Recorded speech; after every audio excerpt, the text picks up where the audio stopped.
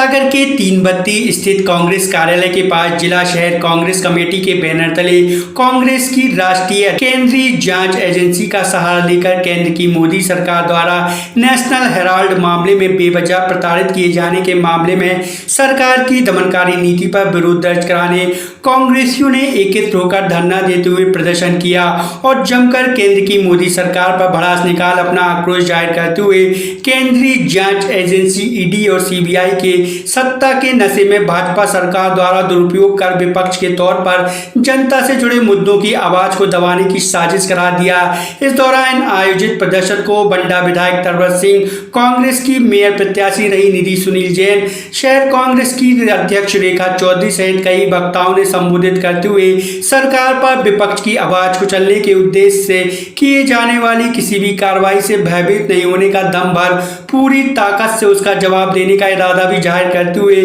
किए जाने वाली कार्रवाई की तीखे शब्दों में आलोचना कर अपना आक्रोश व्यक्त कर विरोध दर्ज कराया। बारिश के मौसम के बावजूद भी बड़ी संख्या में इस प्रदर्शन में कांग्रेसी कार्यकर्ताओं की उपस्थिति देखी गई।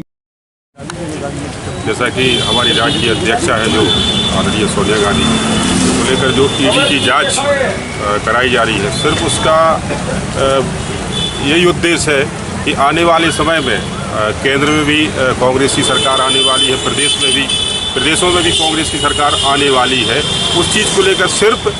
हमारे नेताओं पर, जो राष्ट्रीय लेवल के जो नेता हैं, उन पर दबाव बनाने के लिए ये सारी जांचें कराई जा रही है। इसके पहले आदरणीय राहुल गांधी जी के लिए भी ईडी की जांच कराई गई, जिसमें वो निर्दोष साबित हुए। आज पूरे देश भर में कांग्रेस के द्वारा शांतिपूर्वक धरना प्रदर्शन किया जा रहा है। प्रदेश कांग्रेस अध्यक्ष आदरणीय कमलनाथ जी के निर्देश पर आज सागर में कांग्रेस के सभी हमारे विधायक जी हैं, सारे पार्षदगण हैं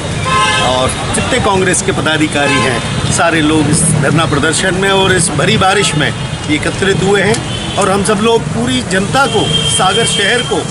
और पूरे प्रदेश में संदेश देना चाहते हैं कि भारतीय जनता पार्टी द्वारा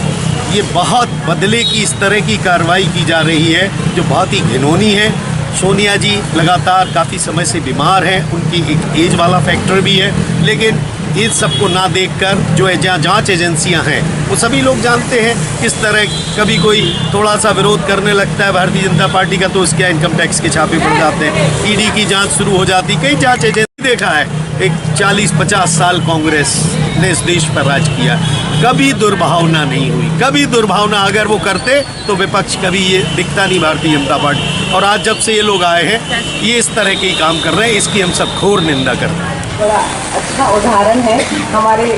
पार्टी की, मतलब महिला जिनके विरोध में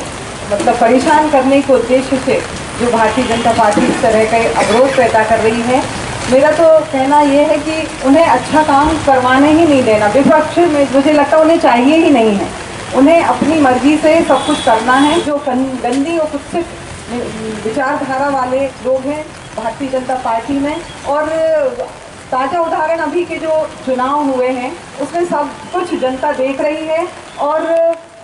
सब कुछ देखा है, और मैं तो आवाज़ उठाना चाहती हूँ कि हम चुप नहीं बैठेंगे। देखिए, जिस तरीके से भारतीय जनता पार्टी की सरकार, चाहे ईडी हो चाहे और ऐसे अन्य सरकारी डिपार्टमेंट हो, जिनके द्वारा कांग्रेस के लोगों को प्रताड़ित करने का काम, उनको दबाने और कुचलने का काम भारतीय जनता पार्टी करती आई है। अभी विगत दिनों नेशनल हेराल्ड पेपर को लेकर जिस तरीके की पूछताछ ईडी द्वारा माननीय हमारी राष्ट्रीय अध्यक्ष सोनिया गांधी जी के साथ की जा रही है, और बिना बात के कोई ऐसा मुद्दा नहीं है जिसमें उनको कोई ऐसा मौका मिले कि ईडी को जांच करने की आवश्यकता हो, उनको पूछताछ करने की आवश्यकता हो, लेकिन सिर्फ सरकारी संस्थाओं का दुरुपयोग कर और